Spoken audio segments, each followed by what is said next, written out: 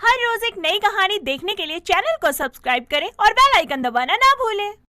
सुभाष एक इंजीनियर था। वो काफी लंबे समय से नौकरी की तलाश में भटक रहा था, मगर भारत में बढ़ती हुई बेरोजगारी और नौकरियों के अभाव के कारण उसे कोई काम नहीं मिल पा रहा था।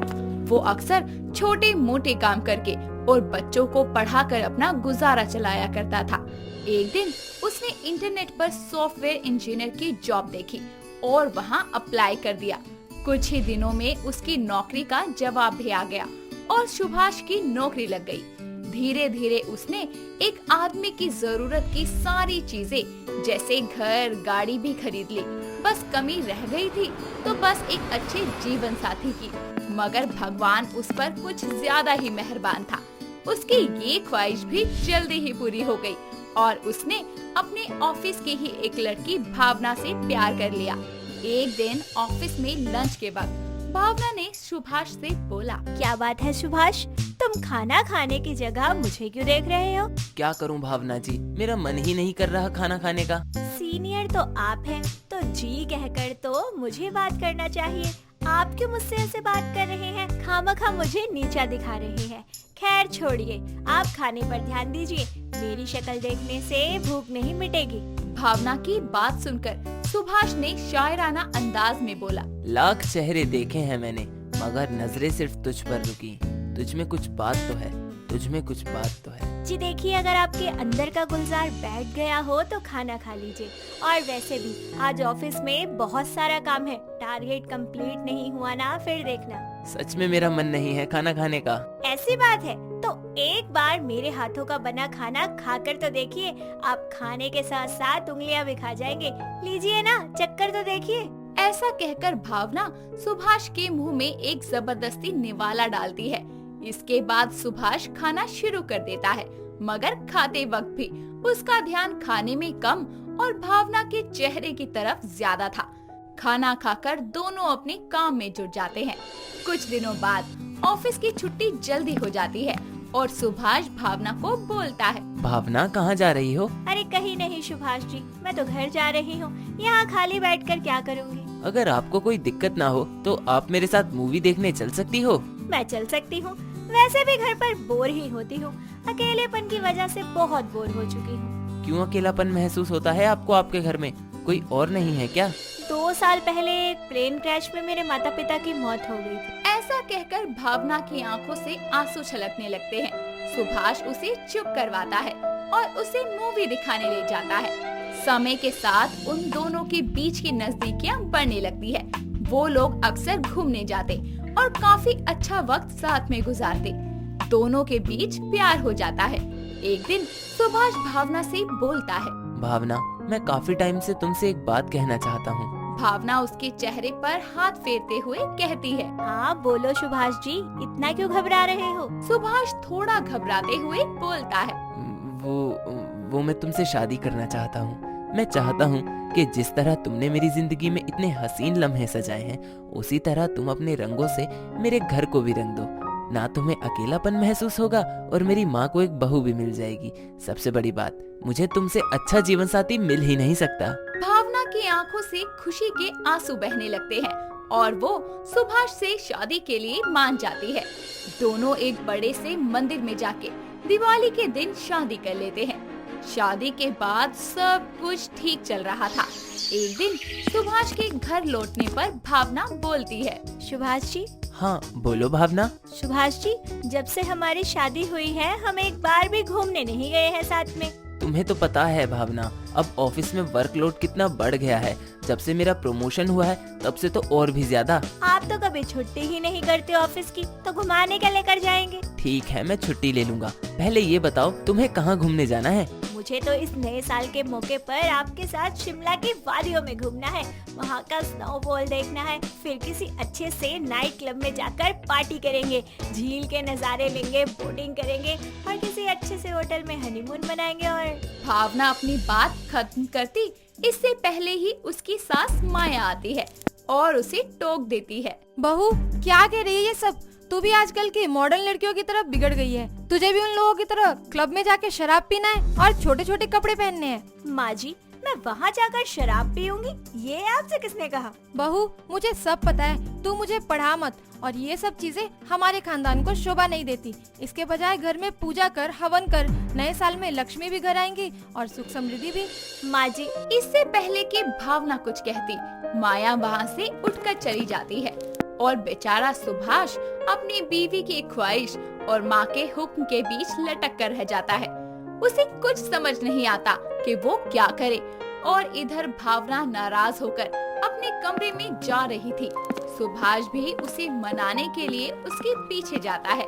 सुभाष भावना के गालों पर हाथ फेरकर एक किस करता है और कहता है, भावना देखो, मैं तुम्हारे शिमला टूर के लिए मना नहीं कर रहा, मगर अभी हमें माँ की बात मानकर थोड़ा सा वेट कर लेना चाहिए। आपने सुना नहीं? वो मुझे क्या क्या कह रही थी? कह रही थी कि मैं बिगड़ी हुई हूँ और न जाने क्या क्या। अरे भावना, तुम समझने की कोशिश करो। माँ थोड़े पुराने ख्यालात की है। माँ को ये सब चीजें समझ नहीं आती, मगर तुम तो समझदार हो ना। अब आप ही बताइए मैं क्या करूँ? तुम चिंता मत करो मेरी जान, मैं तुम्हारा नया साल बेकार नहीं जाने दूंगा। तुम्हारे लिए एक सरप्राइज है मेरे पास। तुम पहले वादा करो कि तुम माँ की बात का बुरा नहीं मानोगी। ठीक है, प्रॉमिस। ऐसे ही कुछ दिन बीतते हैं और नया साल आता है। सुभाष और भावना बड़ी ही खुशी और धूमधाम से अपने घर में हवन करवाते हैं, जिसे देखने के लिए आसपास के काफी लोगों की भीड़ लग जाती है। पूजा खत्म होने के बाद सुभाष अपनी माँ और भावना को गाड़ी में बिठाकर एक बड़ी सी गहनों की दुकान में ले जाता है और उन्हें गहने दिलवाता है। गहने खरीदने के बाद भावना सुभाष से बोलती है, थैंक यू सो मच। आपको मेरे मन की बात कैसे पता चल गई? मैं काफी समय से यही गहना खरीदना चाहती थी। पति हूँ तुम्हारा, इतना तो पता ही होगा। ये सब बातें बाद में हो सकती हैं। पहले जल्दी से गाड़ी में बैठ जाओ, हमें कहीं जाना है। कहाँ जाना है ये तो बताओ। अरे मेरी जान, गाड़ी में तो बैठो, पता चल जाएगा। भावना गाड़ी में बैठती है और सुभाष एक अनाथ आश्रम के बाहर गाड़ी को रोकता है और अपनी गाड़ी में से काफी सारे कपड़े, स्वेटर, खिलौने और खाने का सामान निकालकर अनाथ आश्रम के बच्चों में बांट देता है और ये सब भावना को दिखाते हुए बोलता है, देखो भावना, हमने तो अपना नया साल मना लिया, मगर इन बच्चों को देखो। ये लोग कपड़े और खाने के बिना हड्डियां कपाने वाली सर्दी कैसे गुजारते होंगे। हमें अपने साथ साथ इन बच्चों की खुशी के लिए भी सोचना चाहिए। और हाँ दोस्तों, आप जितने लोग भी ये वीडियो देख रहे हैं, प्लीज हो सके तो जरूरतमंद लोगों की मदद करें। आप अपने पुराने कपड़े और कंबल देकर उनकी मदद कर सकते हैं और आपको उन लोगों की दुआ भी मिलेगी। अद्विका रात को अपनी दोस्त जिया के साथ ऑफिस से घर आ रही थी कि तभी जिया कहती है, यार मुझे ना बहुत भूख लग रही है। अब इतनी रात को खाना कहाँ मिलेगा? थोड़ा जल्दी जल्दी चलना, कुछ ना कुछ तो मिल ही जाएगा यार। अच्छा ठीक है, चल देखते हैं, अगर कुछ मिल जाता है तो। दोनों जल्दी जल्दी कदम बढ़ाने लगते हैं।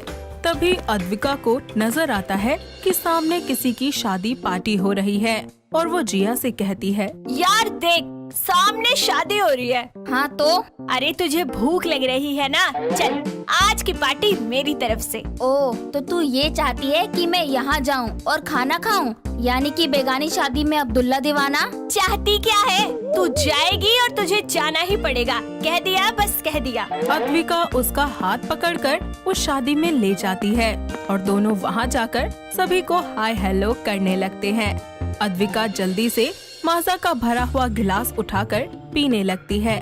तभी जिया उसके सर पर मारते हुए उससे कहती है, अरे ओ मैडम, हम यहाँ खाना खाने आए हैं, पार्टी एंजॉय करने नहीं, जो तू बड़े मजे से माजा पिए जा रही है।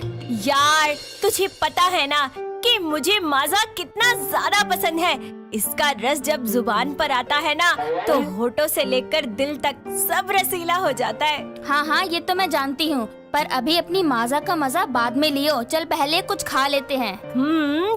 खाते हैं। तुझे पता है ना, मुझे माँ माजा नहीं पीने देती। तब भी यार, जितना एक शराबी शराब नहीं पीता ना, उससे ज्यादा तो तू माजा पी जाती है।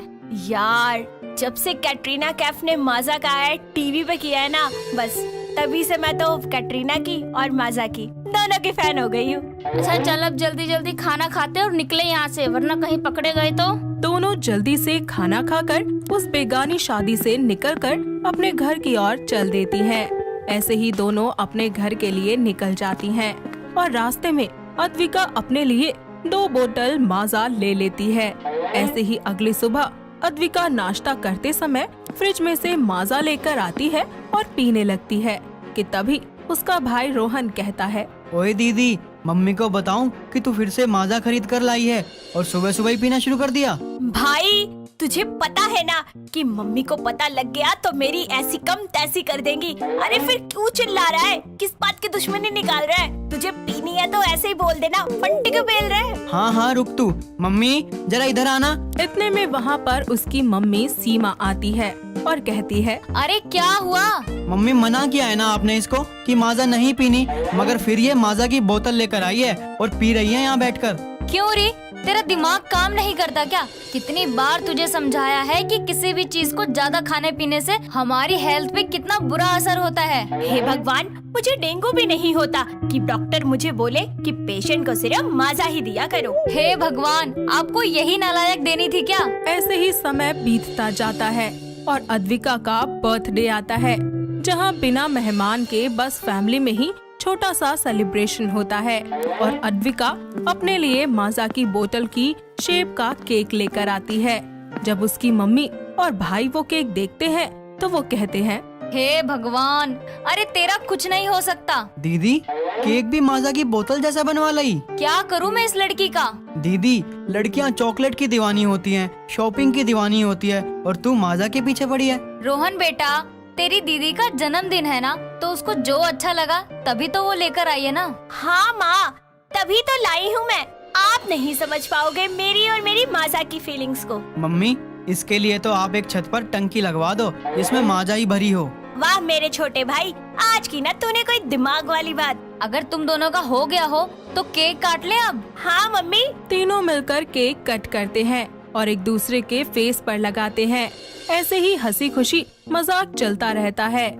इसी तरह वक्त बीतता जाता है और एक दिन अद्विका को बहुत तेज बुखार हो जाता है, जिसके लिए उसकी माँ उसे डॉक्टर के पास लेकर जाती है, जहाँ डॉक्टर उसका बुखार चेक करके उसको दवा देकर भेज देते हैं।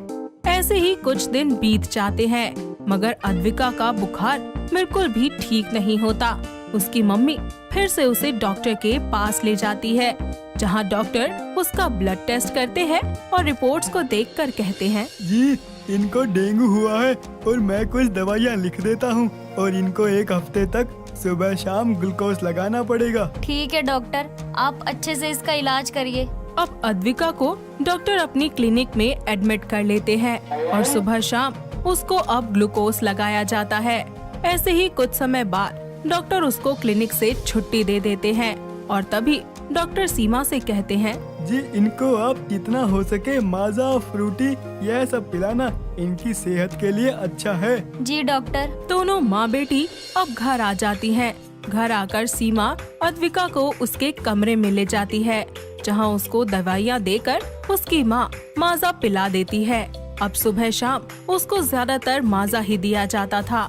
इसी तरह वक्त बीतता जाता है और एक दिन जब उसकी मम्मी उसको माजा देती है तो वो अपनी माँ से कहती है, मम्मी क्या है, जब देखो तब मुझे यही पिलाती रहती हो। अरे मैं पक गई हूँ इससे। पहले तो तुझे बहुत पसंद था ना बेटा। हाँ, लेकिन अब पसंद नहीं है। प्लीज मेरे सामने से ये माजा ले जाओ। ठीक है, मगर अब डॉक्टर बोले हैं तो तुझे पीनी तो पड़ेगी ही ना। और तू ही तो कहती थी ना पहले कि तुझे डेंगू हो जाए तू माजा ही पीती रहे, तो तेरा सपना पूरा हो गया ना बेटा। मैं नहीं पी रही, अब तो मेरा मन भर गया है इसे पी पी कर। ऐसा लगता है जैसे एक घूंट और पीऊंगी ना तो उल्टी ही आ जाएगी मुझे। अब समझ आया तुझे अद्विका कि जब हम जरूरत से ज्यादा किसी भी चीज को खाते पीते हैं ना, तो एक ऐसा वक्त आता है कि हमारा उससे मन भर जाता है। जैसे अब तेरा मन माजा से भर चुका है, क्योंकि तूने पहले ही जरूरत से ज्यादा माजा पी लिया था। हाँ मम्मी, तुम सही कह रही हो। मुझे समझ आ गया है कि हर चीज का मजा लिमिट में लेना चाहिए, उसके पीछे पागल नहीं होना चाहिए। मम्मी, अब मैं क्या करूं? मुझे माजा बिल्कुल पसंद नहीं रही और ये दवाई, इससे अच्छा तो अब मुझे कड़वी दवाई पिला दो, मुझे वो मंजूर है। सीमा अपनी बेटी को बहला फुसला कर माजा पिलाया करती। ऐसे ही वक्त बीतता जाता है और एक दिन अद्विका का भाई रोहन कोका कोला लेकर आता है, सीमा कोका कोला को देखकर सोचती है, क्यों ना अद्विका का टेस्ट चेंज करने के लिए उसको कोका कोला पिला दूं, क्या पता उसको अच्छा लगे। सीमा उसमें से कोका कोला निकालती है और अद्विका के लिए ले जाती है। अद्विका बड़े ही चाव से कोका कोला पीने लगती है और अपनी माँ से कहती है, माँ, अब मेरे मुंह का टेस्ट बदला है। थैंक यू सो मच, अच्छा फील हो रहा है मुझे। ऐसे ही समय बीतता जाता है और अद्विका की तबीयत में सुधार आ जाता है। इसकी वजह से वो माजा छोड़कर अब कोका कोला पीने लगती है और वक्त गुजरता जाता है।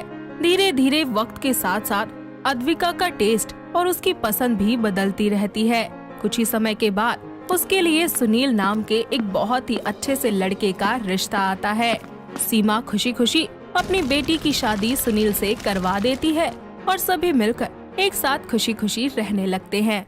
दोस्तों, अगर आपको ये कहानी पसंद आई तो इसे लाइक करें, शेयर करें और कमेंट करके बताएं कि कहानी में आपको सबसे अच्छा क्या लगा।